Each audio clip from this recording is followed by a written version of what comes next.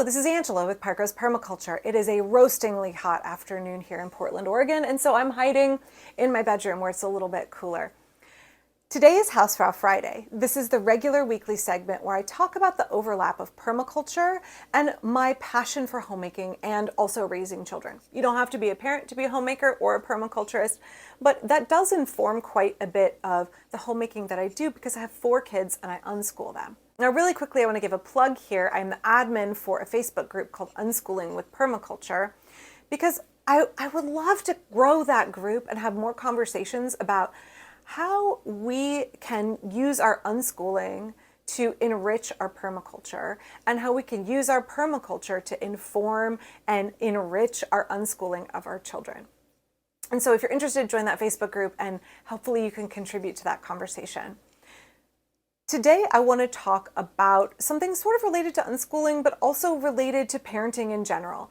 And also related to anybody who maybe had this experience in your own childhood, because we all were kids once, right? I have a number of videos on what unschooling is and why we do it and why it's valuable to our family. I'm not anti-public school. Let me make it really clear. We do not unschool our kids because we want to keep them cloistered and sequestered at home. In fact, for us, unschooling is about engaging more with the community, engaging more with popular culture, engaging more with having relationships with a diversity of people. And so for us, the topic that I want to discuss today, that view of why we unschool really informs why I think it's important to talk about the 2 concepts I'm going to be broaching here in a moment. I also want to give a little disclaimer. I am not a mental health professional. I am a parent. I have a minor in elementary education, but I don't have any training or expertise in mental health. So I'm speaking here purely from my own personal experience and my own 20 years of parenting kids and the work I have had to do as a parent in order to have a healthy relationship with my children. I'm going to link down below to a number of resources from licensed mental health professionals, from experts that you can refer to if you would like to learn more about these subjects. And I hope that you will. I really encourage you to.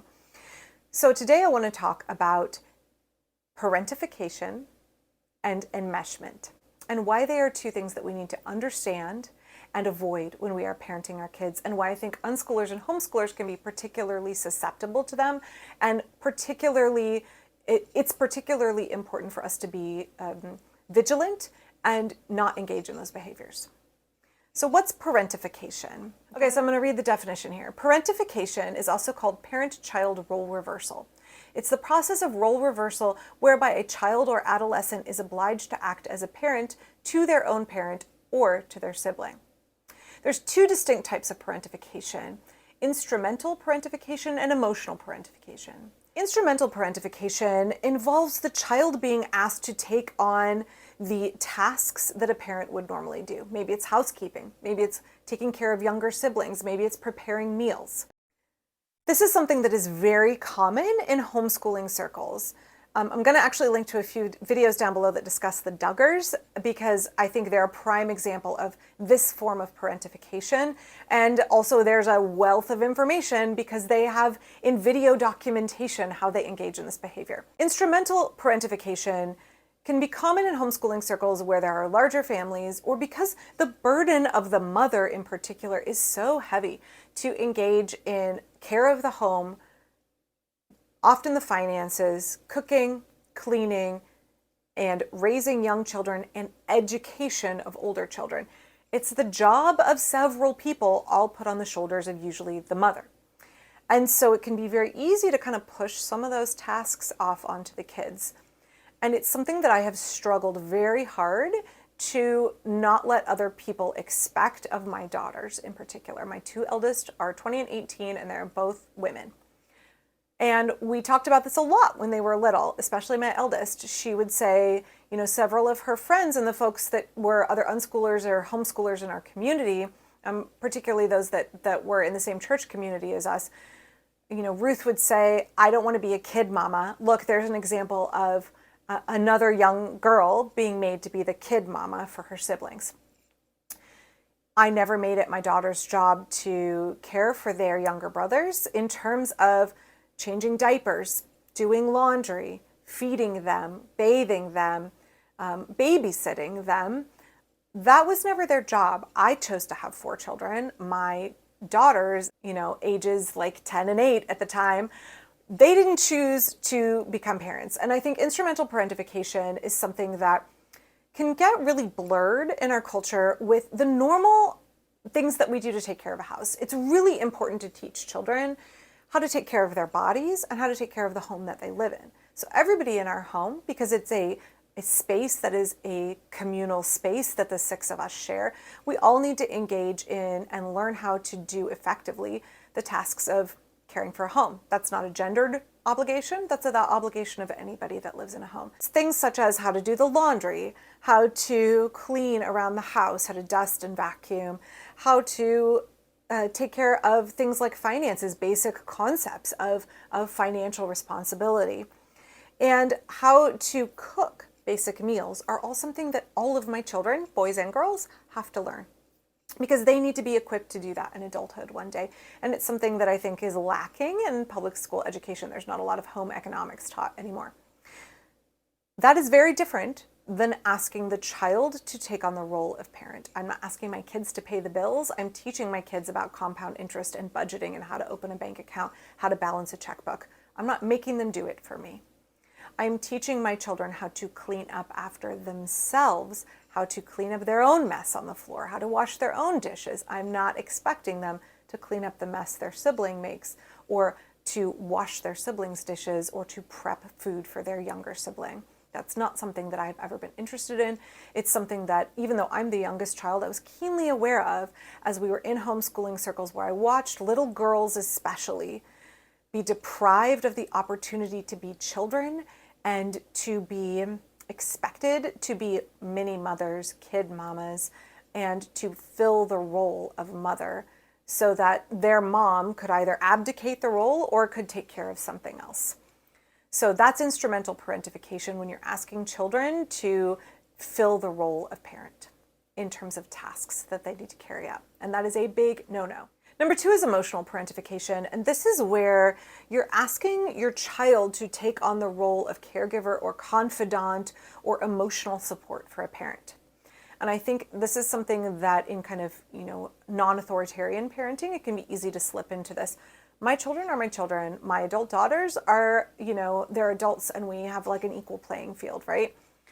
My kids are my friends. I don't see this like you can't be friends with your children. You have to maintain this hierarchy. We're a non-authoritarian parenting family.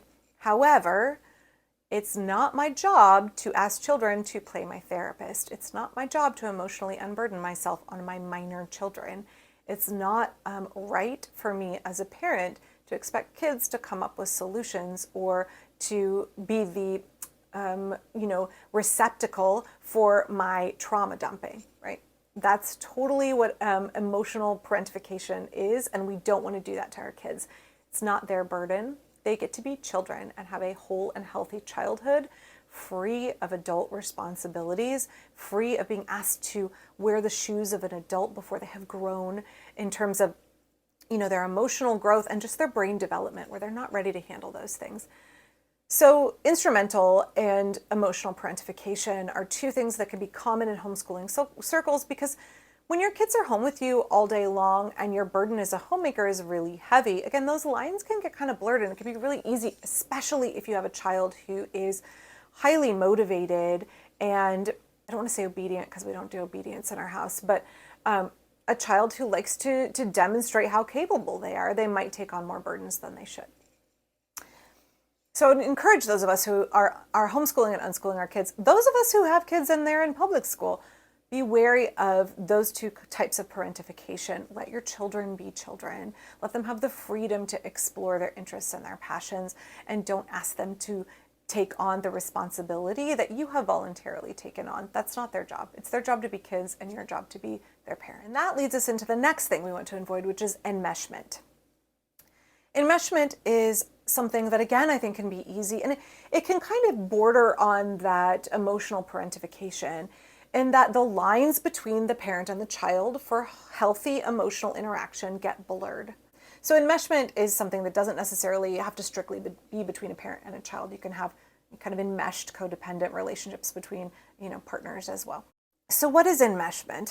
Enmeshment is when there's an emotional bond between two family members and it's really intertwined in a way that doesn't have normal healthy boundaries. Often folks' emotional lives are bound up in each other. So the opposite end would be disengagement, where family members are completely emotionally separate from each other, which both of these are forms of essentially CA, right? Like these are not healthy ways of relating to our children. And I think enmeshment is something that can be more easily a temptation, or something, not even a temptation, but something you can fall into when you're unschooling your kids. Unschoolers, if you are unschooling right, are supporting their children in developing healthy autonomy and separation, sense of self, and independence.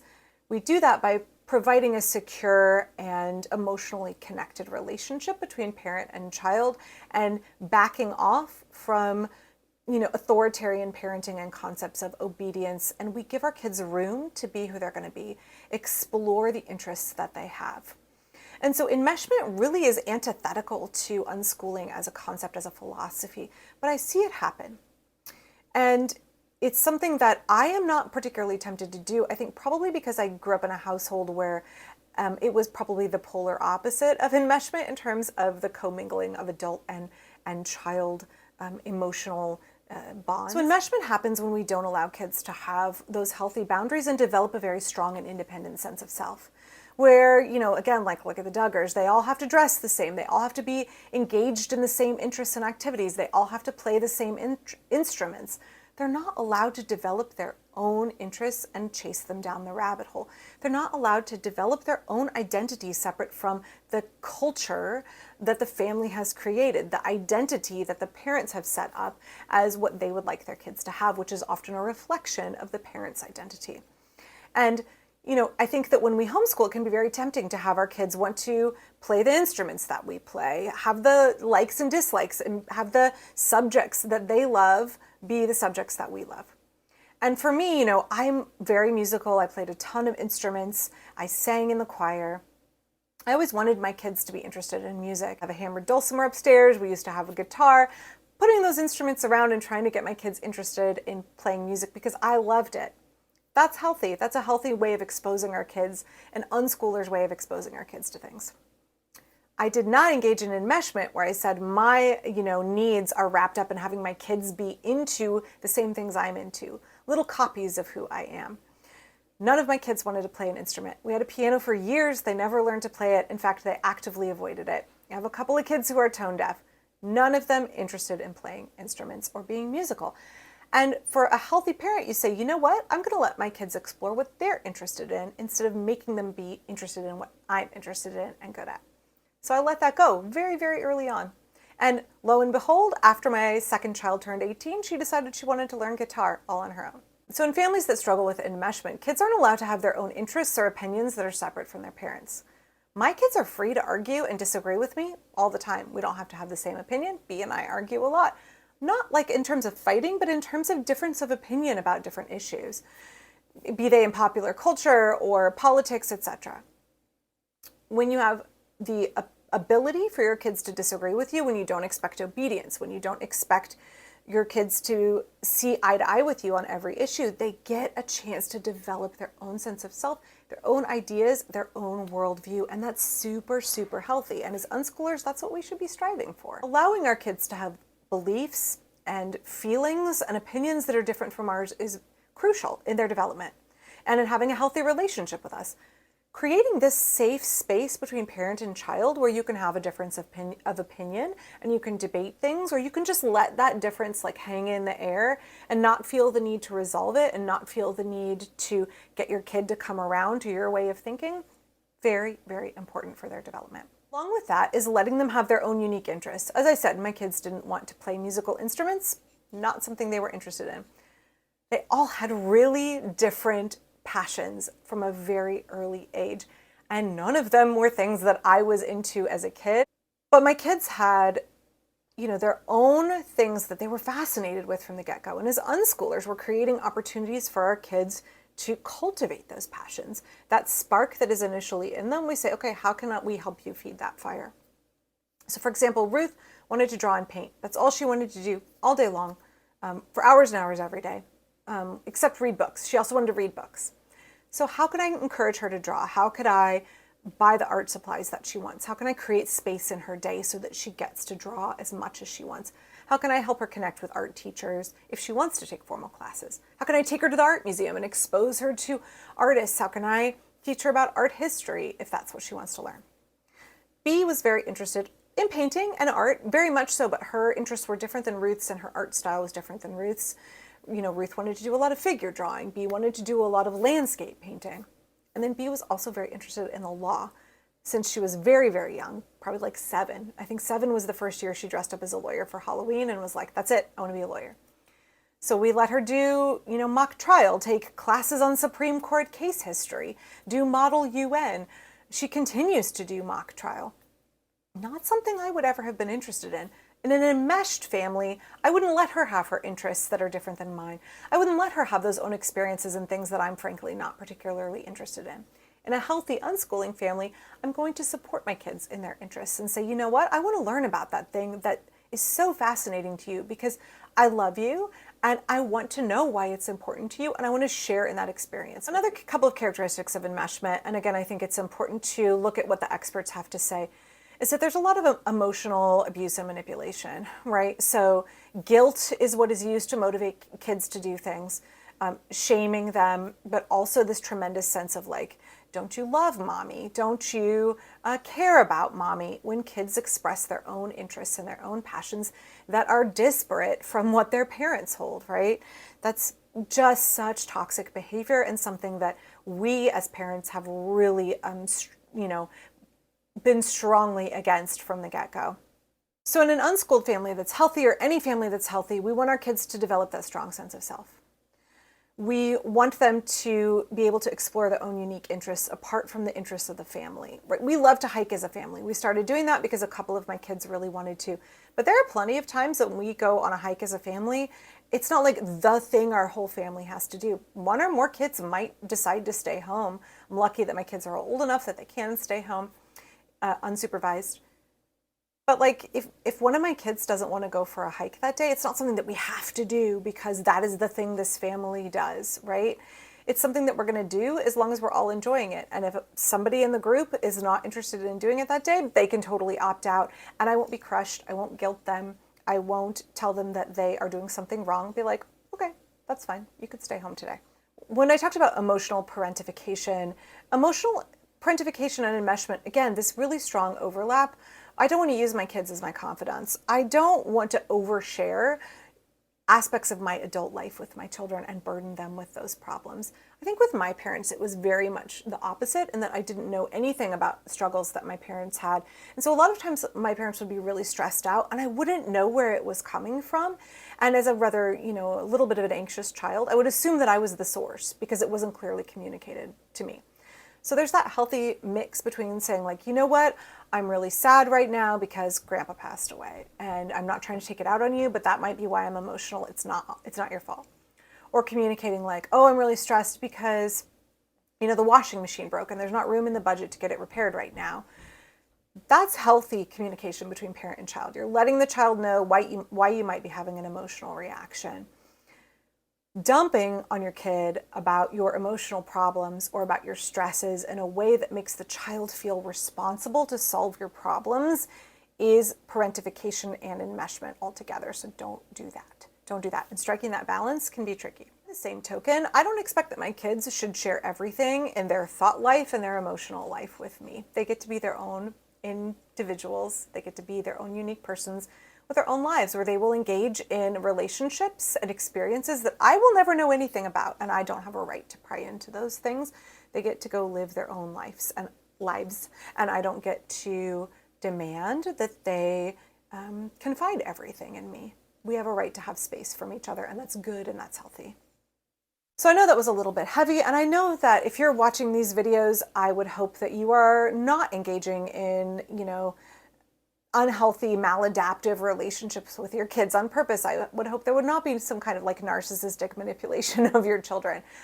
I think that we all carry kind of emotional baggage and trauma from our own childhood experiences and our own relationships with other folks.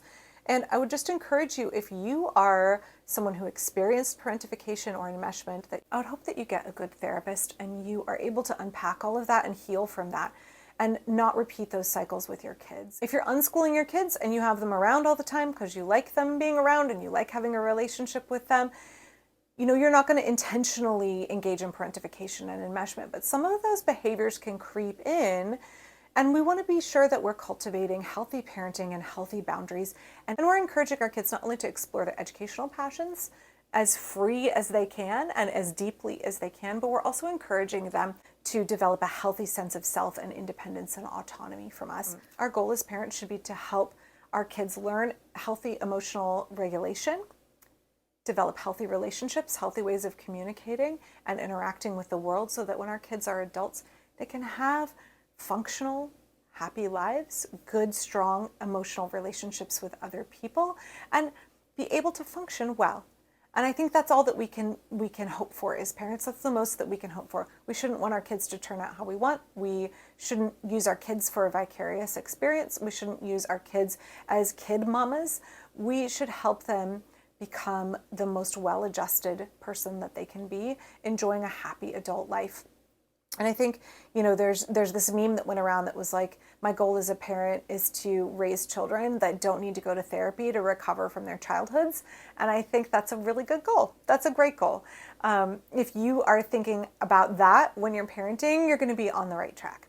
So please check out down below some of the resources from experts. I appreciate y'all taking the time to listen to my thoughts about us as parents, us as folks who are interested in creating healthy relationships, breaking unhealthy patterns, and engaging in that permaculture principle of applying self-regulation. If we are looking to be healthy parents, we have to constantly be applying self-regulation, and we have to be receptive to feedback from others as well. And that can make us stronger parents with really good, strong, lifelong relationships with our children and help our kids get the best start in life. Please share your thoughts down below if you have any insight or you have questions for me about unschooling and about raising kids in general. I'm happy to share my thoughts, and I'm happy to engage. Please don't forget to click like and subscribe, and I'll be back very soon with a regular permaculture video from my garden in Portland, Oregon. And I'll be back next Friday with another House Fra Friday. Thanks.